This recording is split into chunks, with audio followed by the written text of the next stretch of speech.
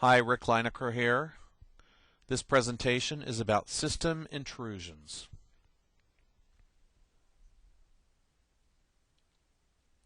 So just what is an intrusion? Essentially, it's the unauthorized penetration of a computer in your enterprise or an address in your assigned domain. So it could be a printer even, it could be a plotter, it could be really anything, a phone system. Any kind of unauthorized access is an intrusion. They can be passive or active. They can come from outside or inside. Outside being those bad people on the internet, and inside being those nice people who work at your company. Some intrusions, their only purpose is to deface websites. These are kind of the graffiti artists of the internet. Some intrusions do real damage or steal data. So there are some sobering numbers that come with this topic of intrusions. In 2007, there were 37 incidents against federal systems. Now, those are federal systems, and personally, if I was wanting to hack a system, it would not be a federal system. So that number of incidents in federal systems means that there were probably several million against corporate America. Credit and debit card information was stolen for 45 million users in 2005. That is a huge, huge number. Over 5,000 zombie computers are created every hour through email spam. Now, a zombie computer is something that just lies in wait until it receives some sort of special signal to do something. For instance, a zombie computer might be just listening, and when it gets the special signal, might launch a denial of service attack on some other server. And when you get a lot of zombie computers, it's called a distributed denial of service attack, and they can usually pretty effectively take something down if there are enough of them. Malware compromises many servers. It's estimated about half of all attacks will come from these compromised servers.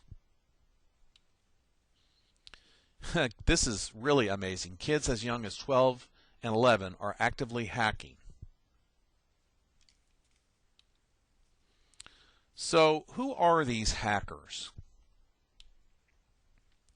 In the early days, the term hacker was positive and applied to technologists who helped develop software and the internet.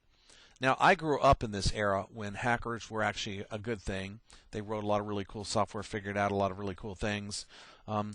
And at one time, I was unapologetically a hacker. Now, I don't say that anymore just because it's got such bad connotations to the term. Some prefer to call the illegal hackers crackers. And I know that there was a video that we watched last week that there was a guy who made a pretty strong case that the guys doing the bad things are crackers, and the hackers are actually fairly upright citizens who are trying to do some good. Some crackers just want recognition. They just want people to hold them in high esteem for their talents. Crackers very often have specialties. For instance, some might be good at compromising web servers. Some might be good at cracking passwords. Some might be good at, say, writing software that launches denial of service attacks. Usually a cracker is going to have a specialty. And a lot of times these guys, they trade services for a service that maybe they don't happen to know very well. Most of them, though, do know how to program, and they know a fair bit of HTML. There is a lot of online information about cracking. There are, though, some secret groups that you can join, and these guys don't let just anybody in. They actually have to vet you and make sure you're not like the cops or anything. But these secret groups is where you actually learn the good stuff, where people tell you a lot of the really good secrets. So why would these guys do this stuff? Well, the first and foremost, the goal is always to penetrate a network. No matter what your endpoint is, you've always got to get into a network. Many attacks have the purpose of financial gain, and this is true when people are stealing credit card information. or hijacking bank accounts or PayPal accounts or eBay accounts or things like that. Many attacks only seek to deface a website and gain prestige for the cracker. More than 100 governments have active programs that probe the cyber defenses of other companies. And there was a fairly recent high-profile example where the Israelis brought down an Iranian nuclear facility because they hacked it and brought their entire network down. They say that stalled the Iranians about 1.5 years because of the information that they lost. So why drop bombs when you can just hack their network? So what are the tools of the trade?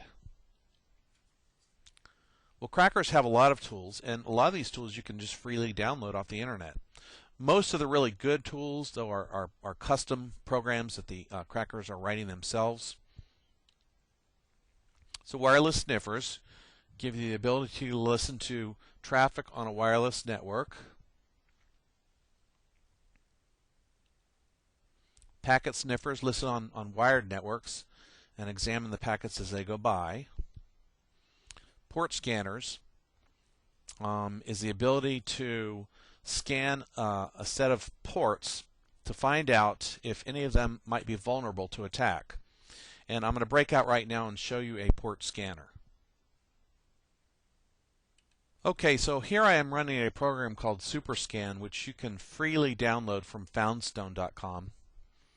And if I just put a host name up here, www.google.com, and notice it does a lookup on the IP addresses. And down here I'll hit this little blue button to go, and it will take some time, and it scans the Google server and lets me know if it found anything, any open ports that I can use to attack. Okay, here we go. The list contains one entry, TCP port 179, UDP port 88. So if I'm so inclined, I could use those two ports and explore those further and find out what vulnerabilities might exist. Okay, let's try somewhere else. Let's see. Tell you what, let's go to the network inside of ADT 102, and let's just put a small range here that I know is good. Let's see, I think we'll go to 200, I believe is the end of that. I'll put that in. Oops. And let me get rid of this Google address here. Okay, now let's see what we have on our network. Okay, scrolling up here. 7 entries, 179, 88. Oh, I think that's actually the Google result. Probably should have cleared the results. Here we go. Okay, no, that's it. That's 179 and 88. Okay, so here again, if I am so inclined, I can use those ports and try to exploit them and